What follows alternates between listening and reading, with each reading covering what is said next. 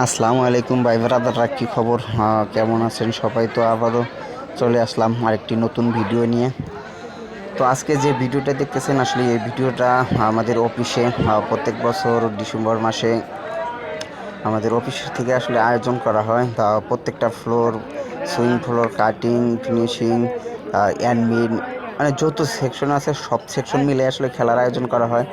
প্রত্যেকটা ফ্লোরের সঙ্গে একটা ফ্লোরের সঙ্গে আরেকটা ফ্লোরের খেলা আসলে পরে প্রত্যেকটা ফ্লোরের খেলাতেই আসলে পয়েন্ট হিসাব করা হয়।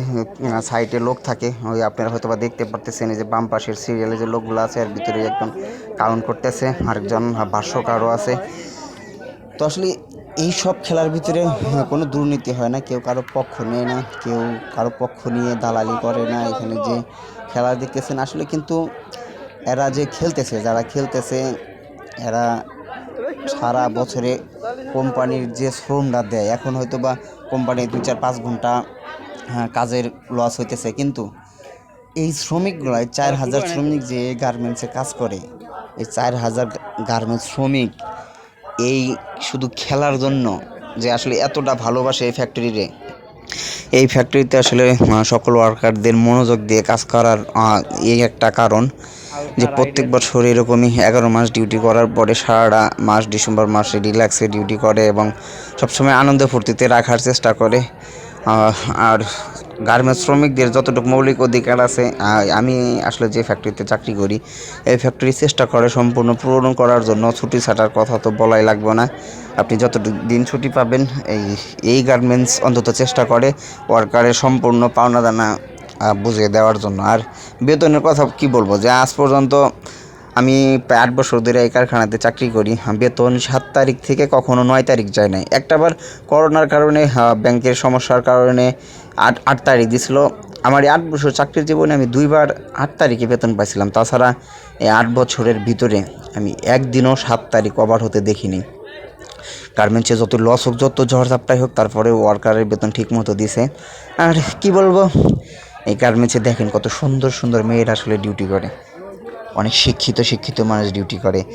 আর ইন্টার পাস, বেশিরভাগ ইন্টার পাস কোয়ালিটি এখানে নিয়োগ করা হয়।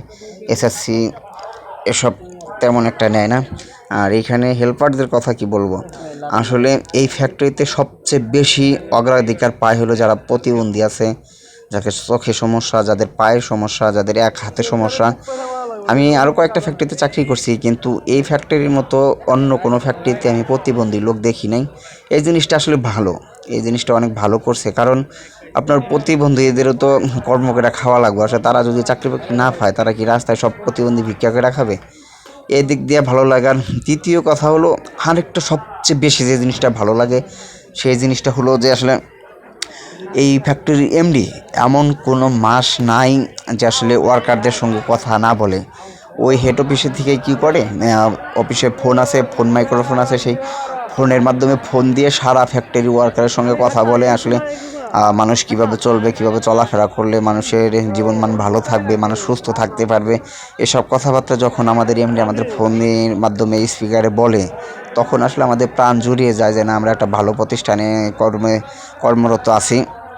আপনারা সকলেই দোয়া করবেন এই প্রতিষ্ঠানের জন্য, যাতে এই প্রতিষ্ঠানটি আরও বহু বহু বছর থাকে এখানে। আমাদের পরের প্রজন্ম যেন এরকম কারখানায় চাকরি করতে পারে, আরামে আয়েসে চাকরি করতে পারে, কোনো ঝামেলা যেন না হয়। আর দ্বিতীয় কথা হলো বন্ধু, যারা ভিডিওটা দেখতেছেন অবশ্যই ইউটিউব থেকে দেখলে আমার ইউটিউব চ্যানেলটি অবশ্যই সাবস্ক্রাইব করেন, এবং ফেসবুক পেজ থেকে দেখলে অবশ্যই ফেসবুক পেজটি ফলো দিবেন, লাইক কমেন্ট শেয়ার করতে কিন্তু ভুলবেন না। আর যারা চাকরি প্রত্যাশী আছেন, বর্তমানে নিয়োগ বন্ধ আছে, কারণ বোঝেনি নির্বাচনের ঝামেলা, এই জন্য জানুয়ারি মাসের পর থেকে লোক নেবে। ভালো থাকবেন, সুস্থ থাকবেন।